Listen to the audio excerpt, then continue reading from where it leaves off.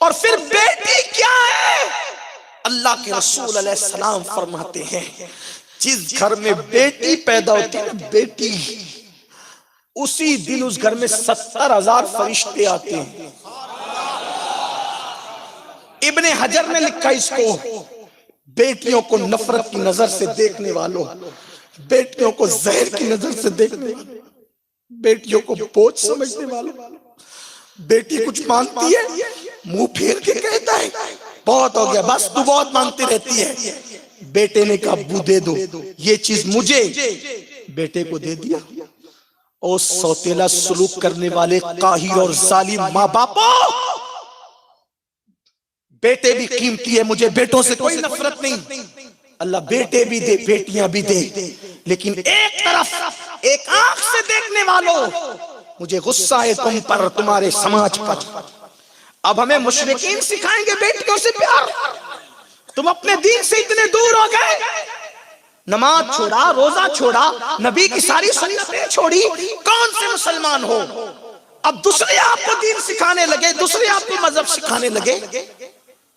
جس دن تمہارے گھر میں بیٹی پیدا ہوتی ہے بیٹی، اس دن تمہارے گھر میں 70,000 فرشتے آتے ہیں۔ یہ کوئی مولوی نہیں کہہ رہا ہے، تمہارے رسول کہہ رہے ہیں، سچے سچے نبی فرما رہے ہیں، سید الانبیاء کہہ رہے ہیں، اور وہ 70,000 فرشتے اس ننھی سی بیٹی کو گھیر لیتے ہیں چاروں طرف سے، اس کے سر پہ ہاتھ رکھتے ہیں۔ ابن حجر سے پڑھ رہا ہوں حدیث، امام ابن حجر لکھتے ہیں چاروں طرف سے گھیر کے اس کے سر پہ ہاتھ رکھتے ہیں، ہائے میرا گھر کس وقت اس وقت کیسا رشک جنت بنتا ہے، آپ کا گھر کیسے رشک جنت بنتا ہے جب بیٹی آتی ہے گھر میں، بیٹی آتی ہے۔ آپ کہتے جلدی سے بیٹی جائے، جلدی سے بیٹی جائے، بیٹی والوں دیکھو تمہارے گھر کی کیا کرامت ہوتی ہے اس دن۔ 70,000 فرشتے چاروں طرف سے گھیر کے اس بیٹی کے سر پہ ہاتھ رکھ کر کیا کہتے ہیں؟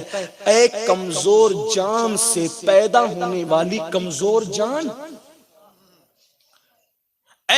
عورت کمزور جان ہے، اس سے پیدا یہی بچی ہوئی وہ بھی کمزور جان ہے، اے کمزور جان سے پیدا ہونے والی کمزور جان مبارک ہو، جب تک تو اس گھر میں رہے گی ہم تیرے ساتھ اسی گھر میں رہیں گے۔